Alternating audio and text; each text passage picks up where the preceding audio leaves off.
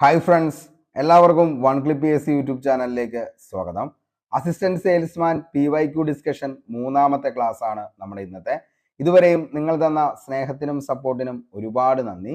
ഇന്ന് നമ്മൾ ഡിസ്കസ് ചെയ്യാനായിട്ട് പോകുന്നത് LDC 2024 കോട്ടയം കോഴിക്കോട് ജില്ലയിലെ ചോദ്യപേപ്പറും അതിൻ്റെ അനുബന്ധ വസ്തുതകളുമാണ്.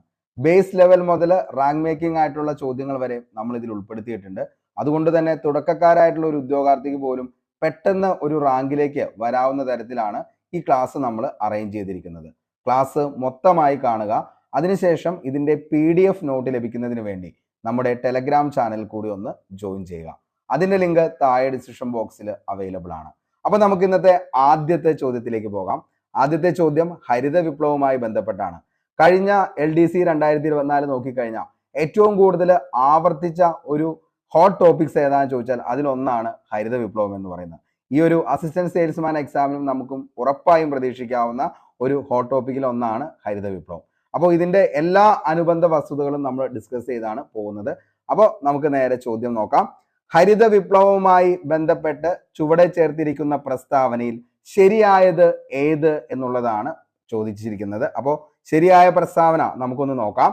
ഡോക്ടർ MS സ്വാമിനാഥൻ, ഇന്ത്യൻ ഹരിത വിപ്ലവത്തിന്റെ പിതാവ്. നമ്മൾ എന്നും പഠിക്കുന്ന ബേസ് ലെവലുള്ള ഒരു ചോദ്യമാണ്. ഇന്ത്യൻ ഹരിത വിപ്ലവത്തിന്റെ പിതാവ് എന്നറിയപ്പെടുന്നത് ആരാന്ന് ചോദിച്ചാൽ ആരാണ്? ഡോക്ടർ MS സ്വാമിനാഥൻ ആണ്. അടുത്തത്, ഇന്ത്യയിൽ ഹരിത വിപ്ലവം അറിയപ്പെടുന്നതാണ് ഗോതമ്പ് വിപ്ലവം എന്നുള്ളത്. ഈ ഒരു പോയിന്റും നമ്മൾ പഠിക്കാറുള്ളതാണ്. അപ്പൊ ഈ ഒരു പ്രസ്താവനയും എന്താണ്? ശരിയായിട്ടുള്ള പ്രസ്താവനയാണ്.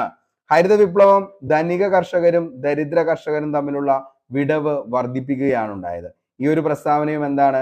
ശരിയായിട്ടുള്ള ഒരു പ്രസ്താവന തന്നെയാണ്. ഓക്കെ, അടുത്തത്, ഭക്ഷ്യധാന്യങ്ങളുടെ കാര്യത്തിൽ ഇന്ത്യ സ്വയം പര്യാപ്തത നേടി. ഇതും എന്ത് തന്നെയാണ്? ഹരിത വിപ്ലവവുമായി ബന്ധപ്പെട്ട ശരിയായ പ്രസ്താവനയാണ്. അപ്പൊ 4 പ്രസ്താവനയും നിലവിൽ എന്താണ്? ശരിയായിട്ടുള്ള ഒരു പ്രസ്താവനയാണ്. ഡോക്ടർ MS സ്വാമിനാഥനാണ് ഇന്ത്യൻ ഹരിത വിപ്ലവത്തിന്റെ പിതാവ്. ഹരിത വിപ്ലവം എന്നറിയപ്പെടുന്നത് തന്നെയാണ് ഗോതമ്പ് വിപ്ലവം എന്ന പേരിൽ അറിയപ്പെടുന്നതും. അതേപോലെ തന്നെ ദരിദ്ര കർഷകരും അതേപോലെ തന്നെ എന്താണ് ഈ പറയുന്ന ധനിക കർഷകരും തമ്മിലുള്ള വിടവ് വർദ്ധിപ്പിക്കാൻ കാരണമായത് ഹരിത വിപ്ലവമാണ്. അതേപോലെ തന്നെ ഭക്ഷ്യധാന്യങ്ങളുടെ കാര്യത്തിൽ ഇന്ത്യ സ്വയം പര്യാപ്തത നേടി. നമുക്ക് നോക്കാം എല്ലാം ശരിയായിട്ടുള്ള ഒരു ഓപ്ഷൻ ഉണ്ടോ എന്നുള്ളത്. 1ഉം 2ഉം മാത്രം, 3ഉം മാത്രം, 3ഉം 4ഉം മാത്രം എല്ലാം ശരിയാണ്. നമ്മുടെ ആൻസർ ഏതാണ് മക്കളെ? എല്ലാം ശരിയാണ് എന്നുള്ളത് തന്നെയാണ് നമ്മുടെ ആൻസർ എന്ന് പറയുന്നത്. ഓക്കെ, ഇനി നമുക്ക് ഇതിന്റെ ബാക്കി വസ്തുതകളിലേക്ക് പോകാം. ഓക്കെ, അപ്പോൾ നമുക്ക് ആൻസർ കിടക്കുന്നുണ്ട് എല്ലാം ശരിയാണ് എന്നുള്ളത് തന്നെയാണ്. നമുക്ക് ബാക്കി വസ്തുതകളിലേക്ക് നോക്കാം. അത്യുൽപാദന ശേഷിയുള്ള വിത്തിനങ്ങൾ, ജലസേചന സൗകര്യങ്ങൾ, രാസവളം, കീടനാശിനികൾ, കുറഞ്ഞ പലിശയിൽ സാമ്പത്തിക സഹായം എന്നിവ ഉപയോഗപ്പെടുത്തി കാർഷിക ഉൽപാദനത്തിൽ വരുത്തിയ ഗണ്യമായ പുരോഗതി അറിയപ്പെട്ടതാണ് എന്ത് പേരിൽ? ഹരിത വിപ്ലവം അല്ലെങ്കിൽ ഗ്രീൻ റവല്യൂഷൻ എന്ന് അറിയപ്പെടുന്നത്. മക്കളെ ഓർത്തു വച്ചോ, അത്യുൽപാദന ശേഷിയുള്ള വിത്തിനങ്ങൾ, ജലസേചന സൗകര്യങ്ങൾ, രാസവളം, കീടനാശിനികൾ, കുറഞ്ഞ പലിശയിൽ സാമ്പത്തിക സഹായം എന്നിവ ഉപയോഗപ്പെടുത്തി കാർഷിക ഉൽപാദനത്തിൽ വരുത്തിയ ഗണ്യമായ പുരോഗതിയാണ് ഹരിത വിപ്ലവം എന്ന പേരിൽ അറിയപ്പെടുന്നത്. മോസ്റ്റ്ലി റിപ്പീറ്റഡ് ആയിട്ടുള്ള ചോദ്യമാണ് മക്കളെ ഹരിത വിപ്ലവത്തിന്റെ പിതാവ് എന്നറിയപ്പെടുന്നത്. ബേസ് ലെവലായിട്ടുള്ള ചോദ്യമാണ്. ഹരിത വിപ്ലവത്തിന്റെ പിതാവ് എന്നറിയപ്പെടുന്നത് നോർമൻ ബോർലോഗ് ആണ്. ഓർത്തു വച്ചോ, വെരി വെരി ഇമ്പോർട്ടന്റ് ആണ്. ഹരിത വിപ്ലവത്തിന്റെ പിതാവ് എന്നറിയപ്പെടുന്നത് ആരാണ് എന്ന് ചോദിച്ചു കഴിഞ്ഞാൽ അത് നോർമൻ ബോർലോഗ് ആണ്. ഹരിത വിപ്ലവം എന്ന പദം ആദ്യമായി ഉപയോഗിച്ചത് ആരാന്ന് ചോദിച്ചാൽ അത് നോർമൻ ബോർലോഗ് അല്ല, വില്യം ഗൗഡ് ആണെന്നുള്ളത് ഓർത്തു വയ്ക്കുക. അപ്പോൾ ഹരിത വിപ്ലവം എന്ന പദം ആദ്യമായി ഉപയോഗിച്ചത് വില്യം ഗൗഡ് ആണ്. ഹരിത വിപ്ലവം ആരംഭിച്ച രാജ്യം ഏതാണെന്ന് മോസ്റ്റ്ലി റിപ്പീറ്റഡ് ആണ്. മെക്സിക്കോയിലാണ് ഹരിത വിപ്ലവം ആരംഭിച്ചത്. ഹരിത വിപ്ലവത്തിന്റെ ഏഷ്യൻ ഗേഹം, ഇതും ഒത്തിരി തവണ PSC ചോദിച്ച ചോദ്യമാണ്. ഹരിത വിപ്ലവത്തിന്റെ ഏഷ്യൻ ഗേഹം എന്നറിയപ്പെടുന്നതും ഏതാണ്? ഫിലിപ്പൈൻസ് ആണെന്നുള്ളത് ഓർത്തു വയ്ക്കുക. ഓക്കെ, അപ്പോൾ നമ്മൾ ഇത്രയും കാര്യങ്ങളാണ് പറഞ്ഞത്. എന്താണ് മക്കളെ ഗ്രീൻ റവല്യൂഷൻ അല്ലെങ്കിൽ ഹരിത വിപ്ലവം എന്ന് ചോദിച്ചാൽ അത്യുൽപാദന ശേഷിയുള്ള വിത്തിനങ്ങൾ, ജലസേചന സൗകര്യങ്ങൾ, രാസവളം, കീടനാശിനികൾ, കുറഞ്ഞ പലിശയിൽ സാമ്പത്തിക സഹായം എന്നിവ ഉപയോഗപ്പെടുത്തി കാർഷിക ഉൽപാദനത്തിൽ വരുത്തിയ ഗണ്യമായ പുരോഗതി അറിയപ്പെട്ടതാണ് ഹരിത വിപ്ലവം എന്ന പേരിൽ അറിയപ്പെടുന്നത്. ഹരിത വിപ്ലവത്തിന്റെ പിതാവ് ആരാന്ന് ചോദിച്ചു കഴിഞ്ഞാൽ ആരാണ്? നോർമൻ ബോർലോഗ് ആണ് ഹരിത വിപ്ലവത്തിന്റെ പിതാവ് എന്നറിയപ്പെടുന്നത്. ഹരിത വിപ്ലവം എന്ന പദം ആദ്യമായി ഉപയോഗിച്ചത് മോസ്റ്റ്ലി റിപ്പീറ്റഡ് ആണ് വില്യം ഗൗഡ് ആണ്. അങ്ങനെ തന്നെ പഠിച്ചു വയ്ക്കണം, വില്യം ഗൗഡ്. ഹരിത വിപ്ലവം ആരംഭിച്ച രാജ്യം ചോദിച്ചു കഴിഞ്ഞാൽ ഇതും ചോദിച്ചേക്കുന്നതാണ് മെക്സിക്കോ ആണ്. ഹരിത വിപ്ലവത്തിന്റെ ഏഷ്യൻ ഗേഹം എന്നറിയപ്പെടുന്നത് ഏതാണെന്ന് ചോദിച്ചാൽ അത് ഫിലിപ്പൈൻസ് ആണെന്നുള്ളതും ഓർത്തു വയ്ക്കുക. ഇനി നമുക്ക് ഡോക്ടർ MS സ്വാമിനാഥനെ കുറിച്ച് പഠിക്കാം. MS സ്വാമിനാഥൻ നമുക്കറിയാം, ഈ കാണുന്ന വ്യക്തിയാണ് ഡോക്ടർ MS സ്വാമിനാഥൻ എന്ന് പറയുന്നത്. ഇന്ത്യൻ ഹരിത വിപ്ലവത്തിന്റെ പിതാവ്. ഓക്കെ, അപ്പോ ഇന്ത്യൻ ഹരിത വിപ്ലവത്തിന്റെ പിതാവ് എന്നറിയപ്പെടുന്ന ആരാന്ന് ചോദിച്ചാൽ അതാണ് ഡോക്ടർ MS സ്വാമിനാഥൻ. അപ്പോൾ ഹരിത വിപ്ലവത്തിന്റെ പിതാവ് എന്നറിയപ്പെടുന്ന ആരാ? നോർമൻ ബോർലോഗ് ആണ്. ഇന്ത്യൻ ഹരിത വിപ്ലവത്തിന്റെ പിതാവാണ് ആരെന്ന് പറയുന്നത്? ഡോക്ടർ MS സ്വാമിനാഥൻ എന്ന് പറയുന്നത്. ഇന്ത്യൻ അഗ്രികൾച്ചറിന്റെ പിതാവ് ആരാ ചോദിച്ചാൽ അതിന്റെ ഉത്തരവും ആര് തന്നെയാ? ഡോക്ടർ MS സ്വാമിനാഥനാ ഇന്ത്യൻ അഗ്രികൾച്ചറിന്റെ പിതാവ് എന്നറിയപ്പെടുന്നത്. ഡോക്ടർ MS സ്വാമിനാഥൻ വികസിപ്പിച്ചെടുത്ത അത്യുൽപാദന ശേഷിയുള്ള ഗോതമ്പിനം ഏതാണെന്ന് ചോദിച്ചു കഴിഞ്ഞാൽ അത് ശബർമതി സോണോറ എന്ന് പറയുന്നതാണ്. അപ്പോൾ ശബർമതി സോണോറ എന്ന് പറയുന്നതാണ് ഡോക്ടർ MS സ്വാമിനാഥൻ വികസിപ്പിച്ചെടുത്ത അത്യുൽപാദന ശേഷിയുള്ള ഗോതമ്പിനമാണ് ഏതെന്ന് പറയുന്നത്? ശർബതി സോണോറ എന്ന് പറയുന്നത്. അപ്പോൾ ശർബതി സോണോറ ആര് വികസിപ്പിച്ചെടുത്ത ഗോതമ്പിനമാണെന്ന് ചോദിച്ചാൽ ആരാണ്? നമ്മുടെ ഈ ഡോക്ടർ MS സ്വാമിനാഥൻ വികസിപ്പിച്ചെടുത്ത ഗോതമ്പിനമാണ് ഏതെന്ന് പറയുന്നത്? ശർബതി സോണോറ. അത്യുൽപാദന ശേഷിയുള്ള ഗോതമ്പിനമാണ് Sharbati Sonora. Indian Council of Food and അഗ്രികൾച്ചറിന്റെ പ്രഥമ വേൾഡ് അഗ്രികൾച്ചർ പ്രൈസിന് അർഹനായ വ്യക്തി ആരാന്ന് ചോദിച്ചാൽ അതിന്റെ ഉത്തരവും ആര് തന്നെയാ? ഡോക്ടർ MS സ്വാമിനാഥൻ ആണ്. Indian Council of Food and അഗ്രികൾച്ചറിന്റെ പ്രഥമ വേൾഡ് അഗ്രികൾച്ചർ പ്രൈസിന് അർഹനായ വ്യക്തിയും ആര് തന്നെയാ? ഡോക്ടർ MS സ്വാമിനാഥൻ ആണ്. ഡോക്ടർ MS സ്വാമിനാഥൻ രചിച്ച പ്രധാന പുസ്തകങ്ങളാണ് from green to evergreen revolution, the quarters of world without hunger, wheat revolution. ഇതൊക്കെ ആരുടെ പുസ്തകങ്ങളാ? ഡോക്ടർ MS സ്വാമിനാഥൻ രചിച്ച പ്രധാന പുസ്തകങ്ങളാണ് from green to evergreen revolution, the quest for a world without hunger, wheat revolution. ഇതൊക്കെ ആരുടെ പുസ്തകങ്ങളാ? ഡോക്ടർ MS സ്വാമിനാഥന്റെ പുസ്തകങ്ങളാണ്. അദ്ദേഹം 2023 സെപ്റ്റംബറിലാണ് അന്തരിക്കുന്നത്. ഹരിത വിപ്ലവത്തിന്റെ ഒന്നാം ഘട്ടമായി കണക്കാക്കുന്നത് 1960 പകുതി മുതൽ 1970 പകുതി വരെയാണ്. ഓക്കെ, അപ്പോൾ MS സ്വാമിനാഥന്റെ ഇത്രയും പോയിന്റ്സ് എങ്കിലും നിങ്ങൾ ഓർത്തു വയ്ക്കണം. ഇന്ത്യൻ ഹരിത വിപ്ലവത്തിന്റെ പിതാവ് എന്നറിയപ്പെടുന്നു, ഇന്ത്യൻ അഗ്രികൾച്ചറിന്റെ പിതാവ് എന്നറിയപ്പെടുന്നു. ഡോക്ടർ MS സ്വാമിനാഥൻ വികസിപ്പിച്ചെടുത്ത അത്യുൽപാദന ശേഷിയുള്ള ഗോതമ്പിനത്തിന് പറയുന്ന പേരാണ് ശർബതി സോണോറ എന്ന് പറയുന്നത്. Indian Council of Food and അഗ്രികൾച്ചറിന്റെ പ്രഥമ വേൾഡ് അഗ്രികൾച്ചർ പ്രൈസിന് അർഹനായ വ്യക്തിയും ഡോക്ടർ MS സ്വാമിനാഥൻ. അദ്ദേഹത്തിന്റെ പ്രധാനപ്പെട്ട പുസ്തകങ്ങളാണ് from green to evergreen revolution, the quest for a world without hunger. ഇത് ചോദിച്ചേക്കണ ചോദ്യമാണ്. അതേപോലെ തന്നെ വീറ്റ് റവല്യൂഷൻ ആരുടെയാണെന്ന് ചോദിച്ചാൽ അതും ആര് തന്നെയാണ്? ഡോക്ടർ MS സ്വാമിനാഥന്റെ പുസ്തകമാണെന്നുള്ളത് ഓർത്തു വയ്ക്കുക. 2023 സെപ്റ്റംബറിൽ അദ്ദേഹം അന്തരിച്ചു. ഇനി ഹരിത വിപ്ലവത്തിന്റെ ഒന്നാം ഘട്ടം എന്നറിയപ്പെടുന്നത് 1960 പകുതി മുതൽ 1970 പകുതി വരെയാണ്. ഹരിത വിപ്ലവത്തിന്റെ രണ്ടാം ഘട്ടമായി കണക്കാക്കുന്നത് 70 മുതൽ 80 പകുതി വരെയാണ്. ഗോതമ്പ് വിപ്ലവം എന്നറിയപ്പെടുന്ന വിപ്ലവമായിരുന്നു ഹരിത വിപ്ലവം. ഓർത്തു വെച്ചോ, ഇപ്പോൾ നമ്മുടെ സ്റ്റേറ്റ്മെന്റ് ലെവലുള്ള ചോദ്യത്തിൽ ചോദിച്ച ചോദ്യ ഗോതമ്പ് വിപ്ലവം എന്നറിയപ്പെടുന്നത് എന്താന്ന് ചോദിച്ചാൽ അതും ഏത് തന്നെയാ? ഹരിത വിപ്ലവത്തെയാണ് ഗോതമ്പ് വിപ്ലവം എന്ന് അറിയപ്പെടുന്നത്. ഹരിത വിപ്ലവത്തിന്റെ സവിശേഷതകൾ എന്തൊക്കെയാണെന്ന് ചോദിച്ചാൽ അത്യുൽപാദന ശേഷിയുള്ള വിത്തിനങ്ങളുടെ ഉപയോഗം.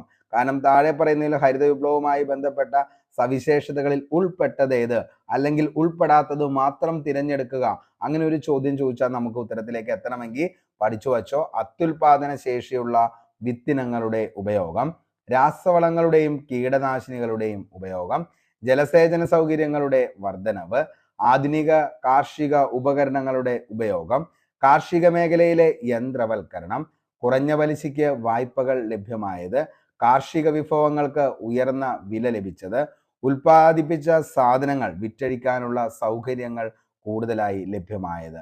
ഇതൊക്കെയായിരുന്നു എന്തിന്റെ? ഹരിത വിപ്ലവത്തിന്റെ സവിശേഷതകളായിട്ട് നമുക്ക് കാണാൻ പറ്റുന്നത്. ഓക്കെ, അപ്പോൾ നമ്മളിത് തുടക്കത്തിൽ തന്നെ പറഞ്ഞു എന്താണ് ഹരിത വിപ്ലവം എന്ന് ചോദിച്ചപ്പോൾ അന്നേരം നമ്മൾ പറഞ്ഞതിൻ്റെ അകത്ത് വന്ന കാര്യങ്ങളാണ് ഈ പറയുന്ന 8 കാര്യങ്ങൾ എന്ന് പറയുന്നത്. അതായത് അത്യുൽപാദന ശേഷിയുള്ള വിത്തിനങ്ങൾ ഉണ്ടായിരുന്നു, രാസവളങ്ങളും കീടനാശിനികളുടെയും ഉപയോഗം ഉണ്ടായിരുന്നു, ജലസേചന സൗകര്യങ്ങൾ, ആധുനിക കാർഷിക ഉപകരണങ്ങളുടെ ഉപയോഗം, കാർഷിക മേഖലയിലെ യന്ത്രവൽക്കരണം, കുറഞ്ഞ പലിശയ്ക്ക് വായ്പകൾ ലഭ്യമായത്, കാർഷിക വിഭവങ്ങൾക്ക് ഉയർന്ന വില ലഭിച്ചത്, അതേപോലെ തന്നെ ഉൽപ്പാദിപ്പിച്ച സാധനങ്ങൾ വിറ്റഴിക്കാനുള്ള സൗകര്യങ്ങൾ കൂടുതലായി ലഭ്യമായത്. ഇത്രയാണ് എന്തെന്ന് പറയുന്നത് ഹരിത വിപ്ലവത്തിന്റെ സവിശേഷതകൾ എന്ന് പറയുന്നത്. ഇന്ത്യൻ ഹരിത വിപ്ലവത്തിന്റെ നായകൻ എന്നറിയപ്പെടുന്നത് MP സിംഗ് എന്നുള്ളത് ഓർത്തു വയ്ക്കുക. ഇന്ത്യൻ ഹരിത വിപ്ലവത്തിന്റെ നായകൻ എന്നറിയപ്പെടുന്ന പിതാവാണ് ആരെന്ന് പറയുന്നത് ഡോക്ടർ MS സ്വാമിനാഥൻ. പക്ഷേ ഇന്ത്യൻ ഹരിത വിപ്ലവത്തിന്റെ നായകൻ എന്നറിയപ്പെടുന്ന മക്കളെ ചാടിക്കേറി ഡോക്ടർ MS സ്വാമിനാഥനിലേക്ക് പോയത് MP സിംഗ് എന്നുള്ളത് ഓർത്തു വയ്ക്കുക. ഇന്ത്യൻ ഹരിത വിപ്ലവം ആരംഭിച്ച സമയത്തെ കേന്ദ്ര കൃഷി മന്ത്രി ആരെന്ന് ചോദിച്ചാൽ അത് C സുബ്രഹ്മണ്യമാണെന്നുള്ളതും ഓർത്തു വയ്ക്കുക. അപ്പോൾ ഇന്ത്യയിൽ ഹരിത വിപ്ലവം ആരംഭിച്ച സമയത്തെ കേന്ദ്ര കൃഷി മന്ത്രി ആരാണ് എന്ന് ചോദിച്ചു കഴിഞ്ഞാൽ ആരാ? C സുബ്രഹ്മണ്യമാണ് ഇന്ത്യയിൽ ഹരിത വിപ്ലവം ആരംഭിച്ച സമയത്തെ കേന്ദ്ര കൃഷി മന്ത്രിയാണ് C സുബ്രഹ്മണ്യം എന്ന് പറയുന്നത്. ഓക്കെ, അപ്പോൾ ഇത്രയാണ് ഹരിത വിപ്ലവവുമായി ബന്ധപ്പെട്ട് നമുക്ക് ഏറ്റവും ഇമ്പോർട്ടൻ്റ് ആയിട്ട് പഠിക്കാനുള്ളത്. ഞാൻ പറഞ്ഞ കാര്യം ഒന്ന് ഓടിച്ചു പറയാം.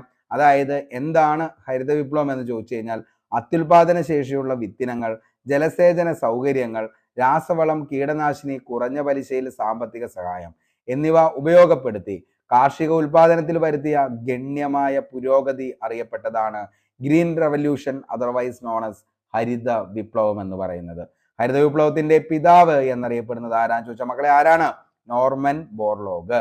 ഹരിത വിപ്ലവം എന്ന പദം ആദ്യമായി ഉപയോഗിച്ചത് വില്യം ഗൗഡ എന്നുള്ളതും ഓർത്തു വയ്ക്കുക. ഹരിത വിപ്ലവം ആരംഭിച്ച രാജ്യം മെക്സിക്കോ ആണ്. ഹരിത വിപ്ലവത്തിന്റെ ഏഷ്യൻ ഗേഹം എന്നറിയപ്പെടുന്നത് ഫിലിപ്പൈൻസ് ആണ്. ഡോക്ടർ MS സ്വാമിനാഥൻ ഇന്ത്യൻ ഹരിത വിപ്ലവത്തിന്റെ പിതാവ് എന്നറിയപ്പെടുന്ന വ്യക്തി, ഇന്ത്യൻ അഗ്രികൾച്ചറിന്റെ പിതാവ്. അദ്ദേഹം വികസിപ്പിച്ചെടുപ്പിച്ച ഗോതമ്പിനമാണ് ഷർബതി സോണോറ എന്ന് പറയുന്നത്. അതേപോലെ തന്നെ ICFAയുടെ പ്രഥമ വേൾഡ് അഗ്രികൾച്ചർ പ്രൈസിന് അർഹനായ വ്യക്തി. അതേപോലെ തന്നെ പ്രധാനപ്പെട്ട പുസ്തകങ്ങൾ evergreen revolution, the cost failed without hunger, wheat revolution, ഇതൊക്കെയാണ് അദ്ദേഹത്തിന്റെ പ്രധാനപ്പെട്ട പുസ്തകങ്ങൾ. 2023 സെപ്റ്റംബറിൽ അദ്ദേഹം അന്തരിച്ചു എന്നുള്ളതും ഓർത്തു വയ്ക്കുക. അതിന്റെ സവിശേഷത നമ്മൾ ഓരോന്നും പറഞ്ഞു. അതേപോലെ തന്നെ നിലവിൽ എന്താണ് ഈ പറയുന്ന ഹരിത വിപ്ലവം എന്ന് പറയുന്ന ആ ഒരു സമയത്ത് ആരായിരുന്നു ഈ ഒരു സമയത്തെ കേന്ദ്ര കൃഷി മന്ത്രി C സുബ്രഹ്മണ്യവും, അതേപോലെ ഹരിത വിപ്ലവത്തിന്റെ നായകൻ MP സിംഗ് എന്നുള്ളതും ഓർത്തു വയ്ക്കുക. നമുക്ക് അടുത്തൊരു ചോദ്യത്തിലേക്ക് പോകാം. ഇന്ത്യയിൽ ആസൂത്രണ കമ്മീഷൻ നിലവിൽ വന്ന വർഷം എന്നാണ്. അപ്പോൾ ആസൂത്രണ കമ്മീഷനുമായി ബന്ധപ്പെട്ടും എന്താണ് നിലവിൽ ഈ പറയുന്ന എല്ലാ LDC സ്റ്റേജുകളിലും ചോദിച്ച ചോദ്യമാണ്. അതിൻ്റെ അകത്ത് ഒരു ചോദ്യം ഈ പറയുന്ന ആസൂത്രണ കമ്മീഷനുമായി ബന്ധപ്പെട്ട് വന്നിരുന്നു. അപ്പോൾ ഇന്ത്യയിൽ ആസൂത്രണ കമ്മീഷൻ നിലവിൽ വന്ന വർഷം എന്നാണ്. ഓപ്ഷൻ നോക്കിയേ, 49, 95, 51, 52. ഇതിനകത്ത് ഒറ്റയടിക്ക് നമുക്ക് എന്ത് ചെയ്യാൻ പറ്റും?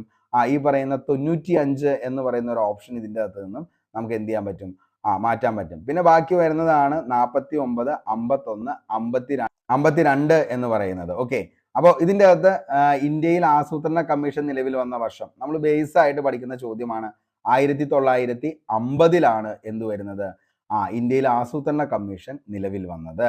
ഇനി 1938 ജവഹർലാൽ നെഹ്റുവിന്റെ അധ്യക്ഷതയിൽ ദേശീയ പ്ലാനിംഗ് കമ്മിറ്റി നിലവിൽ വന്നു. ഹരിപുര സമ്മേളനത്തിലാണ് ഈ പറയുന്ന ആ ഒരു പ്ലാനിംഗ് കമ്മിറ്റിയെ കുറിച്ച് ഒരു തീരുമാനമെടുക്കുന്നത്.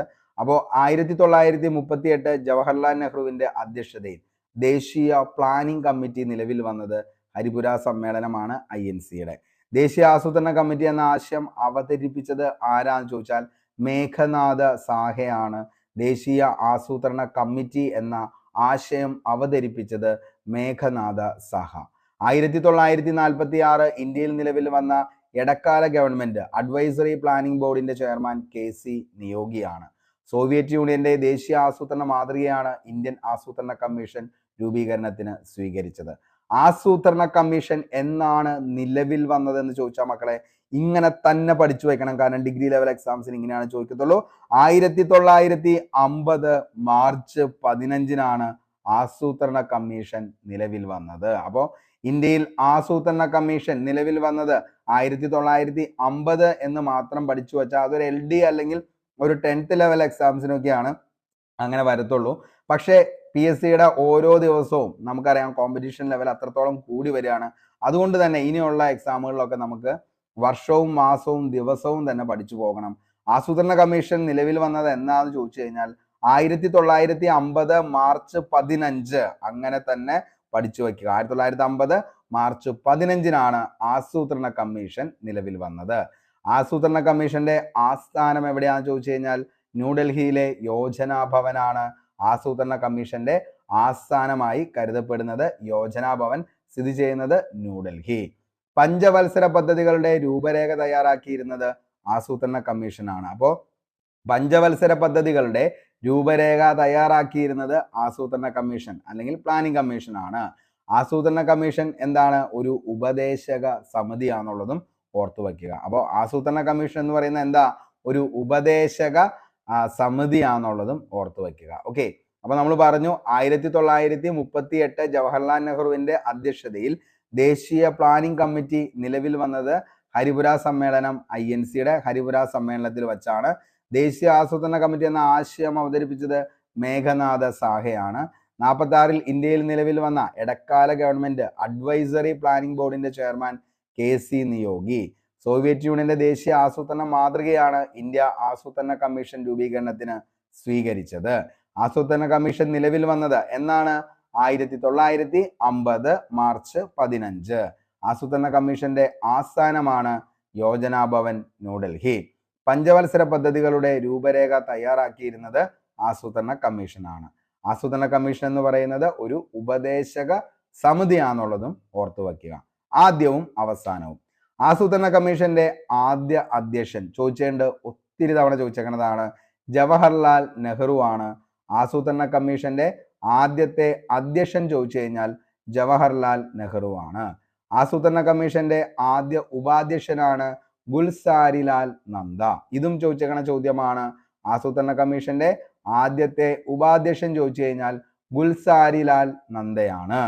ആദ്യ കമ്മീഷനിലെ മറ്റ് അംഗങ്ങളാണ് CD Deshmukh, VT Krishnamachari, GL Mehta, RK Patil. ഇത്രയാണ് ആദ്യ കമ്മീഷനിലെ മറ്റംഗങ്ങൾ. അതായത് ജവഹർലാൽ നെഹ്റുവിനെ കൂടാതെയുള്ള ബാക്കി അംഗങ്ങളാണ് ആരെന്ന് പറയുന്നത്? CD Deshmukh, VT Krishnamachari, GL Mehta, RK Patil. അപ്പൊ ആസൂത്രണ കമ്മീഷന്റെ ആദ്യ അധ്യക്ഷൻ ജവഹർലാൽ നെഹ്റു, ഉപാധ്യക്ഷൻ Gulzarilal Nanda. മറ്റംഗങ്ങളാണ് CD Deshmukh, VT Krishnamachari, GL Mehta, RK Patil. ആസൂത്രണ കമ്മീഷന്റെ അവസാന അധ്യക്ഷനാണ് നരേന്ദ്രമോദി. ഓക്കെ, അപ്പൊ ആസൂത്രണ കമ്മീഷന്റെ അവസാനത്തെ അധ്യക്ഷൻ ആരാന്ന് ചോദിച്ചാൽ അത് നരേന്ദ്രമോദിയാണ്. അവസാനത്തെ ഉപാധ്യക്ഷൻ ആരാന്ന് ചോദിച്ചാൽ മക്കളെ അത് മൊണ്ടേഗു സിംഗ് അലുവാലിയാണ്. അവസാനത്തെ മെമ്പർ സെക്രട്ടറി ചോദിച്ചു കഴിഞ്ഞാൽ അത് സിന്ധുശ്രീ ഖുള്ളർ ആണെന്നുള്ളതും ഓർത്തു വയ്ക്കുക. ഓക്കെ, അപ്പോൾ ആസൂത്രണ കമ്മീഷന്റെ അവസാനത്തെ അധ്യക്ഷൻ നരേന്ദ്രമോദിയാണ്. അവസാനത്തെ ഉപാധ്യക്ഷൻ ചോദിച്ചു കഴിഞ്ഞാൽ മൊണ്ടേഗു സിംഗ് അലുവാലിയാണ്. അവസാനത്തെ മെമ്പർ സെക്രട്ടറി ചോദിച്ചു കഴിഞ്ഞാൽ സിന്ധുശ്രീ ഖുള്ളർ ആണെന്നുള്ളതും ഓർത്തു വയ്ക്കുക. അപ്പോൾ ആദ്യത്തെയും അവസാനത്തെയും ഒന്ന് ഓർത്തു വയ്ക്കുക. ആസൂത്രണ കമ്മീഷന്റെ ആദ്യ അധ്യക്ഷനാണ് ജവഹർലാൽ നെഹ്റു. ആസൂത്രണ കമ്മീഷന്റെ ആദ്യ ഉപാധ്യക്ഷനാണ് ഗുൽസാരിലാൽ നന്ദ. അതേപോലെ തന്നെ ആദ്യ കമ്മീഷനിലെ മറ്റംഗങ്ങളായിരുന്നു CD Deshmukh, VT Krishnamachari, GL Mehta, RK പാട്ടീലാണ്. അവസാനത്തെ മോദിയും അതേപോലെ തന്നെ ഉപാധ്യക്ഷൻ അവസാനത്തെ മൊണ്ടേഗു സിംഗ് അലുവാലിയ, അതേപോലെ തന്നെ മെമ്പർ സെക്രട്ടറി സിന്ധുശ്രീ ഖുള്ളർ ആണെന്നുള്ളതും ഓർത്തു വയ്ക്കുക. അപ്പോൾ ഇത്രയും കാര്യങ്ങൾ വ്യക്തമായി മനസ്സിലായി എന്ന് കരുതുന്നു. നീതി ആയോഗം ഇതിന്റെ അകത്ത് തന്നെ ഭയങ്കരമായിട്ട് ചോദിച്ചൊരു ചോദ്യമായിരുന്നു. നീതി ആയോഗ് നിലവിൽ വന്നത് ആദ്യ അധ്യക്ഷൻ ആരാണ്, ഉപാധ്യക്ഷൻ ആരാണ്, ഇപ്പോഴത്തെ, അങ്ങനെയൊക്കെ ചോദിച്ചിട്ടുണ്ട്. അത് വേണമെങ്കിൽ താഴെ ഒന്ന് കമന്റ് ചെയ്താൽ മതി. നീതി ആയോഗം നമുക്ക് എന്ത് ചെയ്യാം, പറഞ്ഞു പോവാം. അല്ലെങ്കിൽ വരുന്ന ക്വസ്റ്റ്യൻ പേപ്പറുകളിലൊക്കെ ഉറപ്പായിട്ട് നീതി ആയോഗിനെ കുറിച്ച് വരുന്നുണ്ട്. അപ്പൊ നമുക്കത് ഡിസ്കസ് ചെയ്ത് പോകാം. ഓക്കെ, ഇനി അടുത്ത് നമുക്ക് നോക്കാം. അടുത്ത ചോദ്യത്തിലേക്ക് പോകാം. WTO നിലവിൽ വന്ന വർഷം എന്നാണ്. WTO നിലവിൽ വന്ന വർഷം നോക്കിയ ഓപ്ഷൻ 1948, 1995, 91, 98. ആൻസർ 1995 ആണ്. എന്തെന്ന് പറയുന്നത്?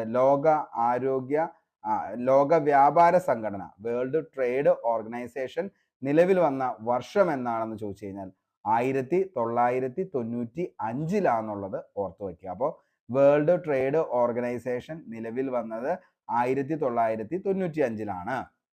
ഇനി ലോക വ്യാപാര സംഘടന വേൾഡ് ട്രേഡ് ഓർഗനൈസേഷൻ സ്ഥാപിതമായത് 1995 ജനുവരി 1. ഇങ്ങനെ തന്നെ നമുക്ക് പഠിച്ചു വയ്ക്കാം. കാരണം എന്താണെന്ന് ചോദിച്ചാൽ ഒരു ഡിഗ്രി ലെവൽ എക്സാംസിന് നോക്കുന്ന ഉദ്യോഗാർത്ഥികളാണെങ്കിൽ നിങ്ങൾക്ക് ഇങ്ങനെ പഠിക്കുമ്പോഴാണ് കൂടുതൽ പ്രയോജനമാകുന്നത്. അപ്പോൾ വർഷം പഠിക്കുക, മാസം പഠിക്കുക, ദിവസവും കൂടി പഠിച്ചു വച്ചേക്കുക. അപ്പോൾ വേൾഡ് ട്രേഡ് ഓർഗനൈസേഷൻ WTO സ്ഥാപിതമായത് 1995 ജനുവരി 1. സംഘടനയുടെ ആസ്ഥാനം ജനീവ. സംഘടനയുടെ അംഗസംഖ്യ എന്ന് പറയുന്നത് 166 സംഘടനയുടെ അംഗസംഖ്യ. ലോക വ്യാപാരവുമായി ബന്ധപ്പെട്ട ചട്ടങ്ങൾ നിർമ്മിക്കുന്ന അന്തർദേശീയ സംഘടനയാണ് ഏതെന്ന് പറയുന്നത് വേൾഡ് ട്രേഡ് ഓർഗനൈസേഷൻ എന്ന് പറയുന്നത്. അപ്പോൾ ലോക വ്യാപാരവുമായി ബന്ധപ്പെട്ട ചട്ടങ്ങൾ നിർമ്മിക്കുന്ന അന്തർദേശീയ സംഘടന അതാണ് എന്തെന്ന് പറയുന്നത് വേൾഡ് ട്രേഡ് ഓർഗനൈസേഷൻ. ലോക വ്യാപാരവുമായി ബന്ധപ്പെട്ട ചട്ടങ്ങൾ നിർമ്മിക്കുന്ന അന്തർദേശീയ സംഘടനയാണ് വേൾഡ് ട്രേഡ് ഓർഗനൈസേഷൻ. ഓക്കെ, അപ്പോൾ വേൾഡ് ട്രേഡ് ഓർഗനൈസേഷന്റെ ആസ്ഥാനം ജനീവയാണ്. സംഘടനയുടെ അംഗസംഖ്യ 166. എന്നാണ് വേൾഡ് ട്രേഡ് ഓർഗനൈസേഷൻ നിലവിൽ വന്നതെന്ന് ചോദിച്ചു കഴിഞ്ഞാൽ 1995 ജനുവരി 1 ഓർത്തു വയ്ക്കുക. ലോക വ്യാപാര സംഘടനയുടെ മുൻഗാമി എന്നറിയപ്പെടുന്ന കരാറാണ് ഗാട്ട് കരാർ എന്ന് പറയുന്നത്. അതായത് general agreement on tariff and trade എന്നതാണ് ഗാട്ടിന്റെ മുഴുവനായിട്ടുള്ളത്. അപ്പോൾ എന്താണ് ഫുൾ നെയിം എന്ന് ചോദിച്ചു കഴിഞ്ഞാൽ general agreement on tariff and trade ആണ് ഗാട്ട് എന്നതുകൊണ്ട് ഉദ്ദേശിക്കുന്നത്. അതായത് ലോക വ്യാപാര സംഘടനയുടെ WTOന്റെ മുൻഗാമി എന്നറിയപ്പെടുന്ന കരാർ ഏതാണെന്ന് ചോദിച്ചാൽ മക്കളെ അത് ഗാട്ട് കരാറാന്നുള്ളത് ഓർത്തു വയ്ക്കുക. അപ്പോൾ ലോക വ്യാപാരവുമായി ബന്ധപ്പെട്ട ചട്ടങ്ങൾ നിർമ്മിക്കുന്ന അന്തർദേശീയ സംഘടനയാണ് വേൾഡ് ട്രേഡ് ഓർഗനൈസേഷൻ. ഇതിന്റെ മുൻഗാമി എന്നറിയപ്പെടുന്നതാണ് ഏതെന്ന് പറയുന്നത് GATT, general agreement on tariff and trade. GATT ഒപ്പുവെച്ച വർഷം എന്നാണ് ചോദിച്ചു കഴിഞ്ഞാൽ 1947 ഒക്ടോബർ 30 ഗാട്ട് ഒപ്പുവെച്ച വർഷം എന്ന് പറയുന്നത്. അപ്പോൾ ഗാട്ട് ഒപ്പുവെച്ച വർഷം എന്നാണെന്ന് ചോദിച്ചു കഴിഞ്ഞാൽ 1947 ഒക്ടോബർ 30 ഗാട്ട് ഒപ്പുവെച്ച വർഷം. ഗാട്ട് എന്നാണ് നിലവിൽ വന്നതെന്ന് ചോദിച്ചു കഴിഞ്ഞാൽ 1948 ജനുവരി 1 ഗാട്ട് നിലവിൽ വന്നത്. 48 ജനുവരി 1. ലോക വ്യാപാര സംഘടനയുടെ സ്ഥാപക രാജ്യങ്ങളിൽ ഒന്നാണ് ഇന്ത്യ. WTO രൂപീകരിക്കാൻ കാരണമായ ഉച്ചകോടിക്ക് വേദിയായ നഗരമാണ് മാരാകേഷ്, മൊറോക്കോ 1994. അപ്പോൾ WTO വേൾഡ് ട്രേഡ് ഓർഗനൈസേഷൻ രൂപീകരിക്കാൻ കാരണമായ ഉച്ചകോടിക്ക് വേദിയായ നഗരം ഏതാണെന്ന് ചോദിച്ചാൽ മാരാകേഷ്, മൊറോക്കോ ആണ് 1994. ഇന്ത്യ WTOയിൽ അംഗമായത് എന്നാ ചോദിച്ചു കഴിഞ്ഞാൽ 1995 ജനുവരി 1 ഇന്ത്യ WTOയിൽ അംഗമായത്. WTO ഇതിലെ 164 അംഗമാണ് അഫ്ഗാനിസ്ഥാൻ. 48 ജൂലൈ 8 മുതലാണ് ഗാട്ട് അംഗമായത്. അപ്പോൾ WTOയിലെ 164 അംഗം അഫ്ഗാനിസ്ഥാൻ ആണെന്നുള്ളത് ഓർത്തു വയ്ക്കുക. WTOയിലെ 163 അംഗം ലൈബീരിയ ആണ്. 2016 ജൂലൈയിലാണ് ലൈബീരിയയും അഫ്ഗാനിസ്ഥാനും ഔദ്യോഗിക അംഗത്വം ലഭിച്ചത്. ഓക്കെ, അപ്പോൾ WTOയിലെ 163 അംഗം എന്ന് പറയുന്നത് ലൈബീരിയ ആണ്. 2016 ജൂലൈയിലാണ് ലൈബീരിയയ്ക്കും അഫ്ഗാനിസ്ഥാനിലും ഔദ്യോഗിക അംഗത്വം ലഭിച്ചത്. WTOയുടെ 7ാമത്തെ ഡയറക്ടർ ജനറൽ ആണ് ആരാണെന്ന് പറയുന്നത് നസോക്കി ഒക്കോഞ്ചോ ഇവേല എന്ന് പറയുന്ന വ്യക്തിയാണ്.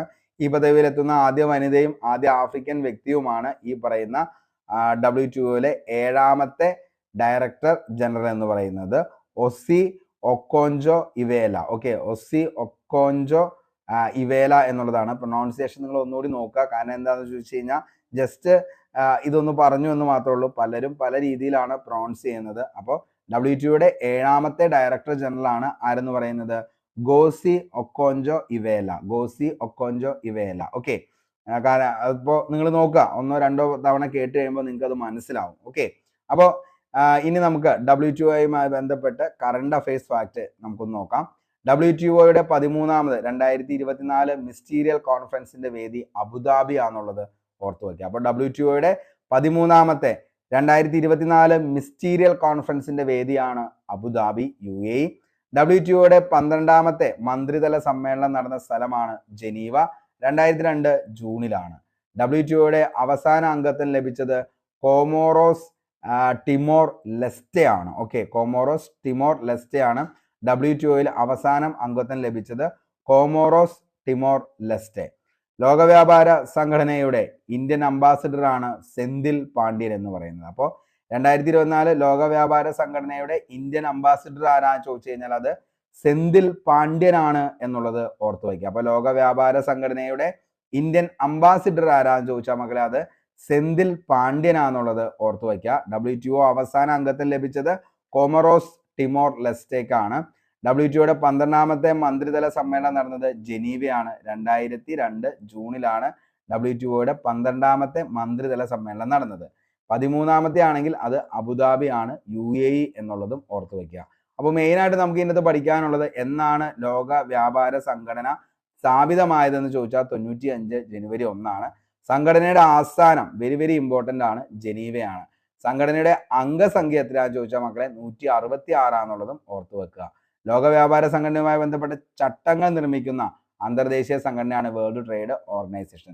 ലോക വ്യാപാരവുമായി ബന്ധപ്പെട്ട ചട്ടങ്ങൾ. ഓക്കെ, അതേപോലെ തന്നെ ലോക വ്യാപാര സംഘടനയുടെ മുൻഗാമി എന്നറിയപ്പെടുന്ന കരാറാണ് ഗാട്ട് കരാർ എന്ന് പറയുന്നത്. അതായത് general agreement on tariff and trade, അതാണ് ഗാട്ട് എന്നതുകൊണ്ട് ഉദ്ദേശിക്കുന്നത്. ഒപ്പുവെച്ച വർഷം ചോദിച്ചു കഴിഞ്ഞാൽ 47 ഒക്ടോബർ 30 ഗാട്ട് ഒപ്പുവെച്ച വർഷം എന്ന് പറയുന്നത്. നിലവിൽ വന്നത് 48 ജനുവരി 1 ഗാട്ട് നിലവിൽ വന്നത് 48 ജനുവരി 1 ലോക വ്യാപാര സംഘടനയുടെ സ്ഥാപക രാജ്യങ്ങളിൽ ഒന്നായിരുന്നു ഇന്ത്യ എന്ന് പറയുന്നത്. ഇന്ത്യ അതുകൊണ്ട് തന്നെ 95 ജനുവരി 1 തന്നെ എന്ത് ചെയ്തിട്ടുണ്ട്, WTOയിൽ ഇന്ത്യ അംഗമായിട്ടുണ്ട് എന്നുള്ളതും ഓർത്തു വയ്ക്കുക. നമുക്ക് അടുത്ത ചോദ്യത്തിലേക്ക് പോകാം. താഴെ തന്നിരിക്കുന്നവയിൽ ഹിമാലയ പർവ്വതവുമായി ബന്ധപ്പെട്ട തെറ്റായ പ്രസ്താവന ഏതാണ്?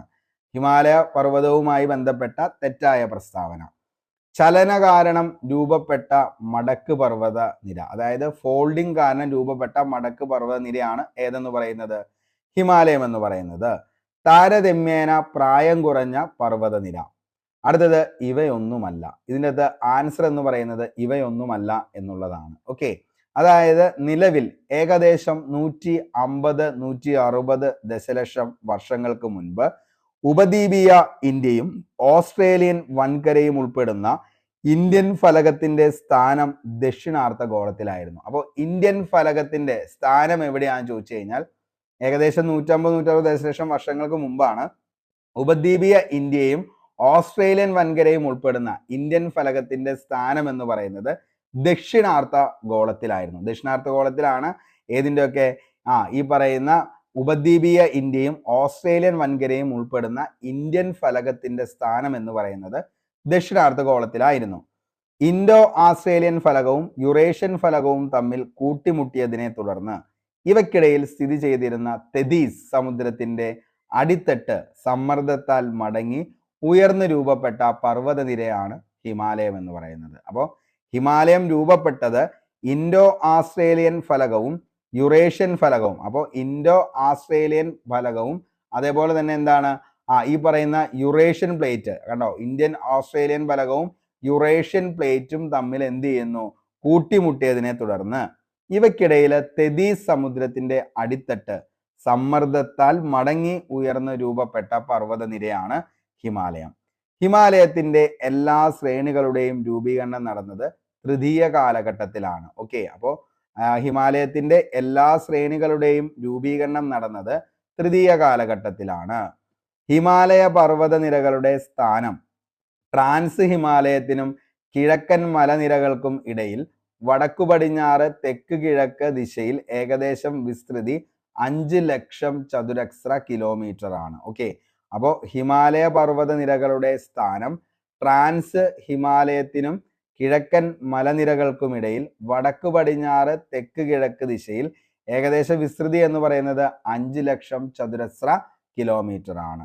ഹിമാലയത്തിന്റെ തെക്ക് ഭാഗം വളവിലൂടെയാണ് അവസാനിക്കുന്നത്. ഈ വളവുകളുടെ പറയുന്ന പേരാണ് സിൻഡാക്സിയൽ വളവുകൾ എന്നുള്ളത്. ഓക്കെ, അപ്പോൾ സിൻടാക്സിയൽ ബെൻസ് അല്ലെങ്കിൽ സിൻടാക്സിയൽ വളവുകൾ എന്നാണ് അറിയപ്പെടുന്നത്. അപ്പോൾ ഹിമാലയത്തിന്റെ തെക്ക് ഭാഗം വളവിലൂടെയാണ് അവസാനിക്കുന്നത്. ഈ വളവുകളെ പറയുന്ന പേരാണ് എന്തെന്ന് പറയുന്നത്? സിൻടാക്സിയൽ വളവുകൾ എന്നാണ് അറിയപ്പെടുന്നത്. അപ്പോൾ എവിടെയാണ് സിൻടാക്സിയൽ വളവുകൾ കാണപ്പെടുന്നത് എന്ന് ചോദിച്ചു കഴിഞ്ഞാൽ ഹിമാലയത്തിന്റെ തെക്ക് ഭാഗത്താണ് സിൻടാക്സിയൽ ബെൻസ് കാണപ്പെടുന്നത് എന്നുള്ളത് ഓർത്തു വയ്ക്കുക. ഓക്കെ, ഇനി കിഴക്ക് പോകുന്തോറും ഹിമാലയത്തിന്റെ ഉയരവും വീതിയും കുറഞ്ഞു വരുന്നു. അപ്പോൾ കിഴക്കോട്ടേക്ക് പോകുന്തോറും എന്താണ്? ഹിമാലയത്തിന്റെ ഉയരവും വീതിയും കുറഞ്ഞു വരുന്നു. ഫലകങ്ങൾ പരസ്പരം അടുത്തു വരുന്നതിനെ അറിയപ്പെടുന്നത് സംയോജക സീമ. ഇത് ഒത്തിരി തവണ നമ്മൾ പഠിച്ചേക്കുന്നതാണ്. ഫലകങ്ങൾ പരസ്പരം അടുത്തു വരുന്നതിനെ സംയോജക സീമ എന്നാണ് അറിയപ്പെടുന്നത്. സംയോജക സീമകളിലാണ് മടക്ക് പർവ്വതങ്ങൾ സൃഷ്ടിക്കപ്പെടുന്നത്. സംയോജക സീമകളിൽ ശിലാമണ്ഡല ഫലകങ്ങളുടെ സമ്മർദ്ദ ഫലമായി ശിലാപാളികൾക്ക് വലനം സംഭവിക്കാറുണ്ട്. ഇതുമൂലം രൂപം കൊള്ളുന്ന പർവ്വത നിരകളാണ് മടക്ക് പർവ്വത നിരകൾ എന്നറിയപ്പെടുന്നത്. അപ്പോൾ സംയോജക സീമകളിൽ ശിലാമണ്ഡല ഫലകങ്ങളുടെ സമ്മർദ്ദ ഫലമായി ശിലാപാളികൾക്ക് വലനം സംഭവിക്കുന്നു, അതായത് ഫോൾഡിങ് വരാറുണ്ട്. ഇതുമൂലം രൂപം കൊള്ളുന്ന പർവ്വത നിരകളാണ് മടക്ക് പർവ്വത നിരകൾ എന്ന് അറിയപ്പെടുന്നത്. മടക്ക് പർവ്വത നിരകൾക്ക് ഉദാഹരണമാണ് ഹിമാലയം, റോക്കീസ്, ആൻഡീസ്, ആൽപ്സ് എന്ന് പറയുന്നത്. അപ്പോൾ മടക്ക് പർവ്വത നിരകൾ താഴെ പറയുന്നവയിൽ ഏതൊക്കെയാണെന്ന് ചോദിച്ചു കഴിഞ്ഞാൽ അതാണ് ഏതൊക്കെ? ഹിമാലയം, റോക്കീസ്, ആൻഡീസ്, ആൽപ്സ്. ഇതൊക്കെ ഫോൾഡിങ് പർവ്വതങ്ങൾക്ക് ഉദാഹരണമാണ്. ഇന്ത്യൻ ഫലകത്തിനും യുറേഷ്യൻ ഫലകത്തിനും ഇടയിലായി രൂപം കൊണ്ട മടക്ക് പർവ്വത നിരയാണ് ഹിമാലയ പർവ്വതം എന്ന് പറയുന്നത്. അപ്പോൾ ഇന്ത്യൻ ഫലകത്തിനും യുറേഷ്യൻ ഫലകത്തിനും ഇടയിലായി രൂപം കൊണ്ട മടക്ക് പർവ്വത നിരയാണ് ഹിമാലയ പർവ്വതം. സംയോജക സീമകളിൽ ഫലകങ്ങൾ തമ്മിൽ സാന്ദ്രതാ വ്യത്യാസം ഉണ്ടെങ്കിൽ സാന്ദ്രത കൂടിയ ഫലകം സാന്ദ്രത കുറഞ്ഞ ഫലകത്തിനടിയിലേക്ക് ആണ്ടുപോകുന്നു. ഈ മേഖലയാണ് നിമഞ്ജന മേഖല എന്ന് അറിയപ്പെടുന്നത്. അതായത് സബ്ഡക്ഷൻ സോൺ എന്നറിയപ്പെടുന്നതാണ് നിമഞ്ജന മേഖല. അതായത് സംയോജക സീമകളിൽ ഫലകങ്ങൾ തമ്മിൽ സാന്ദ്രതാ വ്യത്യാസം ഉണ്ടായി കഴിയുമ്പോൾ സാന്ദ്രത കൂടിയ ഫലകം സാന്ദ്രത കുറഞ്ഞ ഫലകത്തിന്റെ അടിയിലേക്ക് ആണ്ടുപോകുന്നു. ഇതിനെ പറയുന്നതാണ് നിമഞ്ജന മേഖല, അതായത് സബ്ഡക്ഷൻ സോൺ എന്നാണ് ഇത് അറിയപ്പെടുന്നത്. ഓക്കെ, അപ്പോൾ നമ്മൾ പറഞ്ഞത് ഹിമാലയത്തെ കുറിച്ചാണ്. അതായത് ഹിമാലയത്തിന്റെ സവിശേഷതകളായിരുന്നു നമ്മൾ ചോദിച്ചത്. അതിൻ്റെ അകത്ത് നമ്മൾ പറഞ്ഞു ഏകദേശം 150-160 ദശലക്ഷം വർഷങ്ങൾക്ക് മുമ്പ് ഉപദ്വീപീയ ഇന്ത്യയും ഓസ്ട്രേലിയൻ വൻകരയും ഉൾപ്പെടുന്ന ഇന്ത്യൻ ഫലകത്തിന്റെ സ്ഥാനം എന്ന് പറയുന്നത് ദക്ഷിണാർദ്ധ ഗോളത്തിലായിരുന്നു. ഹിമാലയം എങ്ങനെയാണ് രൂപം കൊണ്ടതെന്ന് ചോദിച്ചാൽ ഇൻഡോ ആസിയൻ ഫലകവും യുറേഷ്യൻ ഫലകവും തമ്മിൽ കൂട്ടിമുട്ടിയതിനെ തുടർന്ന് ഇവയ്ക്കുമിടയിൽ സ്ഥിതി ചെയ്തിരുന്ന തെതീസ് എന്ന് പറയുന്ന സമുദ്രം നമുക്കറിയാം. ഈ തെതീസ് എന്ന് പറയുന്നതിന്റെ അടിത്തട്ട് സമ്മർദ്ദത്താൽ മടങ്ങി ഉയർന്നു രൂപം കൊണ്ട പർവ്വത നിരയാണ് ഹിമാലയം. നമുക്ക് ശരിക്കും പറഞ്ഞു കഴിഞ്ഞാൽ ജോഗ്രഫി പഠിക്കുമ്പോൾ ജോഗ്രഫിയുടെ അകത്ത് ഈ പറയുന്ന കാര്യങ്ങളൊക്കെ നമ്മൾ അടുത്ത ദിവസം ഡിസ്കസ് ചെയ്ത് പോവാം. ഓക്കെ, ഇനി ഹിമാലയത്തിന്റെ എല്ലാ ശ്രേണികളുടെയും രൂപീകരണം നടന്നത് തൃതീയ കാലഘട്ടത്തിലാണ്. ഹിമാലയ പർവ്വത നിരകളുടെ സ്ഥാനം ട്രാൻസ് ഹിമാലയത്തിനും കിഴക്കൻ മലനിരകൾക്കും ഇടക്ക് വടക്കു പടിഞ്ഞാറ് തെക്ക് കിഴക്ക് ദിശയിലാണ്. ഏകദേശം 5 ലക്ഷം ചതുരശ്ര കിലോമീറ്റർ ആണെന്നുള്ളത് ഓർത്തു വയ്ക്കുക. അതേപോലെ തന്നെ ഹിമാലയത്തിന്റെ തെക്ക് വളവിലൂടെ അവസാനിക്കുന്ന ഈ വളവുകൾ പറയുന്ന പേരാണ് എന്തൊന്ന്? സിൻടാക്സിയൽ ബെൻസ് എന്നുള്ളതും ഓർത്തു വയ്ക്കുക. ഫലകങ്ങൾ പരസ്പരം അടുത്തു വരുന്നതിന് സംയോജക സീമ എന്നാണ് അറിയപ്പെടുന്നത്. സംയോജക സീമകളിലാണ് മടക്ക് പർവ്വതങ്ങൾ കാണപ്പെടുന്നത് എന്നുള്ളതും ഓർത്തു വയ്ക്കുക. പ്രധാനപ്പെട്ട മടക്ക് പർവ്വതങ്ങൾക്ക് ഉദാഹരണമാണ് ഹിമാലയം, റോക്കീസ്, ആൻഡീസ്, ആൽപ്സ് എന്നുള്ളതും ഓർത്തു വയ്ക്കുക. നമുക്ക് അടുത്ത ചോദ്യത്തിലേക്ക് പോവാം. സർവേ ഓഫ് ഇന്ത്യയുടെ വിസ്മയഹമായ ഭൂപട നിർമ്മാണ ചരിത്രം വിവരിക്കുന്ന ഭൗമോപചാപം ഇന്ത്യൻ ഭൂപട നിർമ്മാണത്തിന്റെ വിസ്മയ ചരിത്രം എന്ന ഗ്രന്ഥത്തിന്റെ കർത്താവ് ആരാന്നുള്ളത്. ഓക്കെ, അപ്പോൾ സർവേ ഓഫ് ഇന്ത്യ വിസ്മയഹമായ ഭൂപട നിർമ്മാണ ചരിത്രം വിവരിക്കുന്ന ഭൗമോപചാപം ഇന്ത്യൻ ഭൂപട നിർമ്മാണത്തിന്റെ വിസ്മയ ചരിത്രം എന്ന ഗ്രന്ഥത്തിന്റെ കർത്താവാണ് ആരെന്ന് പറയുന്നത്? ആരാണ്? CF CS മീനാക്ഷി എന്ന് പറയുന്നത്. CS മീനാക്ഷിയാണ് കേട്ടോ, CS മീനാക്ഷി. ഓക്കെ, അപ്പോൾ CS മീനാക്ഷിയുടെ ഭൗമോപചാപത്തിനാണ് എന്ത് കേരള സാഹിത്യ അക്കാദമി പുരസ്കാരം ലഭിച്ചത്. ഈ ചിത്രത്തിൽ കാണുന്ന വ്യക്തിയാണ് ആരെന്ന് പറയുന്നത്, CS മീനാക്ഷി. ഓക്കെ, ഭൗമോപചാപം ഇന്ത്യൻ ഭൂപട നിർമ്മാണത്തിന്റെ വിസ്മയ ചരിത്രം എന്ന വൈജ്ഞാനിക ഗ്രന്ഥം എഴുതിയത് CS മീനാക്ഷിയാണ്. അപ്പോൾ CS മീനാക്ഷിയുടെ ആണ് എന്തെന്ന് പറയുന്നത്, ഈ പറയുന്ന ഇന്ത്യൻ ഭൂപട നിർമ്മാണത്തിന്റെ വിസ്മയ ചരിത്രം എന്ന വൈജ്ഞാനിക ഗ്രന്ഥം എഴുതിയത്. 1802 മുതൽ 1807 വരെ നീണ്ടുനിന്ന ഗ്രേറ്റ് ട്രിഗ്നോമെട്രിക്കൽ സർവേ അഥവാ ദ ഗ്രേറ്റ് ആർക്ക് സർവേ എന്നിവയുടെ വിശദാംശങ്ങൾ ഭൗമോപചാപത്തിൽ പരാമർശിക്കുന്നു. Revenue survey, tropical survey, levelling survey, ജലസേചന സർവേ എന്നിങ്ങനെ വിവിധ സർവേകളെ കുറിച്ചും ഇതിൻ്റെ അകത്ത് പരാമർശിക്കുന്നുണ്ട്. ഈ പറയുന്ന ഭൂപട നിർമ്മാണത്തിന്റെ വിസ്മയ വൈജ്ഞാനിക ഗ്രന്ഥത്തിന്റെ അകത്ത് CS മീനാക്ഷി വിവരിക്കുന്നുണ്ട്. സർവേ ഓഫ് ഇന്ത്യയുടെ ചരിത്ര സർവേക്ക് പിന്നിൽ പ്രവർത്തിച്ച ബ്രിട്ടീഷ് കൊളോണിയൽ താല്പര്യങ്ങൾ, സർവേ ബ്രിട്ടീഷ് അധിനിവേശത്തിന് എങ്ങനെ സഹായകമായി എന്നിവയാണ് കൃതിയിൽ പരാമർശിക്കുന്നത്. അപ്പോൾ എന്താണ് ഈ കൃതിയിൽ പരാമർശിക്കുന്നത് എന്ന് ചോദിച്ചു കഴിഞ്ഞാൽ, സർവേ ഓഫ് ഇന്ത്യയുടെ ചരിത്ര സർവേക്ക് പിന്നിൽ പ്രവർത്തിച്ച ബ്രിട്ടീഷ് കൊളോണിയൽ താല്പര്യങ്ങൾ, സർവേ ബ്രിട്ടീഷ് അധിനിവേശത്തിന് എങ്ങനെ സഹായകമായി എന്നിവയാണ് കൃതിയിൽ പരാമർശിക്കുന്നത്. 2019 ഈ കൃതിക്ക് കേരള സാഹിത്യ അക്കാദമിയുടെ GN പിള്ള അവാർഡ് ലഭിച്ചു. 2018 OV വിജയന്റെ സ്മരണയ്ക്കായി ഹൈദരാബാദിലെ നവീന സാംസ്കാരിക കലാകേന്ദ്രം നൽകുന്ന OV വിജയൻ സാഹിത്യ പുരസ്കാരം ലഭിച്ചതും CS മീനാക്ഷിക്കാണ്. റോമില താപ്പറിന്റെ കൃതികൾ a history of India, Ashok and the decline of Mauryas, dissent in early Indian tradition, ഇതൊക്കെയാണ് പ്രധാന കൃതികൾ. സേതുവിന്റെ കൃതികൾ പാണ്ഡവപുരം, നനഞ്ഞ മണ്ണ്, താളിയോല, വിളയാട്ടം, നിയോഗം, ദാഹിക്കുന്ന ഭൂമി, മറുപിറവി, കൈമുദ്രകൾ, അടയാളങ്ങൾ, ചേക്കുട്ടി, പെണ്ണകങ്ങൾ, അതേപോലെ ആറാമത്തെ പെൺകുട്ടി ആലിയ. ഇത്രയൊക്കെയാണ് പ്രധാനപ്പെട്ട സേതുവിന്റെ കൃതികൾ എന്ന് പറയുന്നത്.